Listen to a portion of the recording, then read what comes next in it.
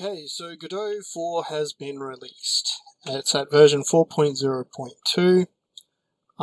If we go to the blog, you can see 4.0.2 was released on the 4th of April, so today is the 5th of April, so it was released 1 day ago. The 4.0.1 version was released on the 20th of March, so 15 days ago, roundabout. And Godot 4 release was on the 1st of March. So Godot has been released at version 4, the next major version, for just over a month now.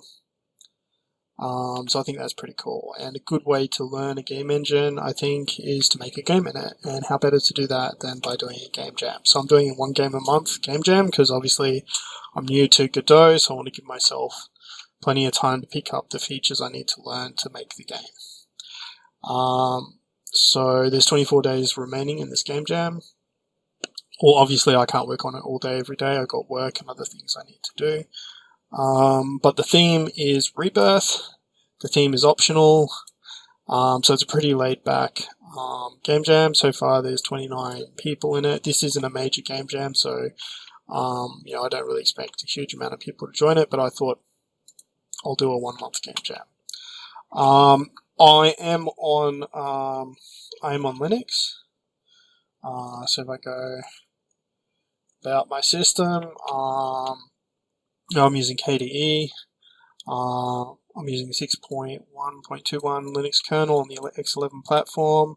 So I have 16 AMD threads. It's actually an 8-core CPU. So I think each core has 2 CPU threads. I got 16 gig of RAM, but for whatever reason it's showing up as 15 gig of RAM. It's using the AMD Radeon graphics, but I do actually have an NVIDIA graphics card in here as well that I can get to do things, and I've got an Asus Tough Gaming A15 laptop. So that's the computer that I'm running everything on. As the first video, I might show you that. So it's a pretty average computer, I guess. It's a sort of a mid-level gaming. Can I actually see my NVIDIA? Do I have the N? If I spell it right. NVIDIA. Oh, it's not installed. No, alright, that's alright. Doesn't matter. But there is an NVIDIA graphics card in there. Alright. So I do have Unity on the computer. A lot of people say, oh, you can't use Linux on with Unity. Well, you can. I've done it. Here it is. It's taking a while to load up. I actually started it in Unity, and I was kind of jumping between the two, Unity and Godot, and I've kind of settled on Godot. But yeah, it's loading up. Takes a bit of time. And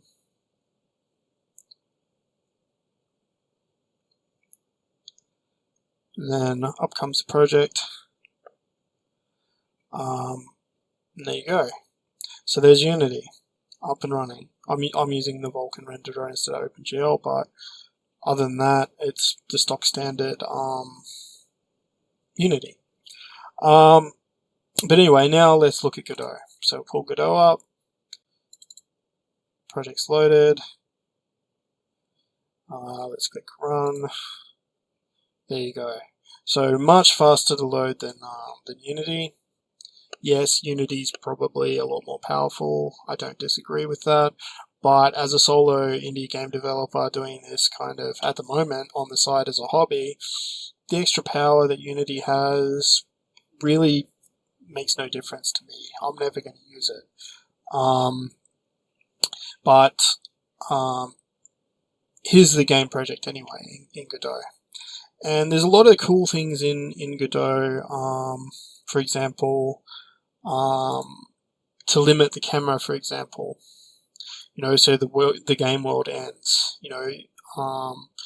You don't see off the world. To do that in Godot, which is way easier than Unity, you basically, in the camera, you have this limit section, and you can see that there's coordinates. So if I zoom in on my game world, you can see that there's coordinates in here. So that's roughly 208 for the top. See this top bar here?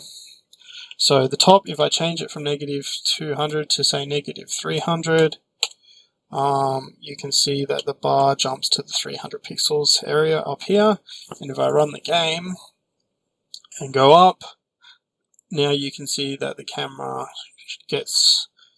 goes off the world. So basically, if I change that back to negative 288, well, negative 208 actually. Let's click the camera again. 208. There, you see that yellow line goes back to the edge of the game world, and it's very easy to see that, hey, that's where the camera is going to stop.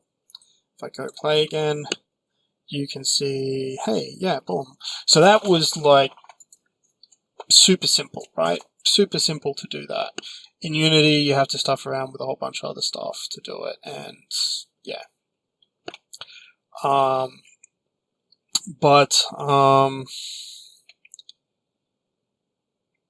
What else has the camera got?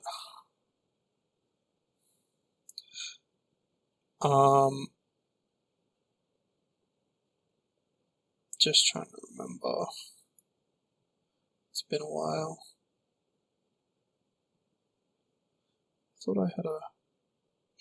Oh, it's on the player.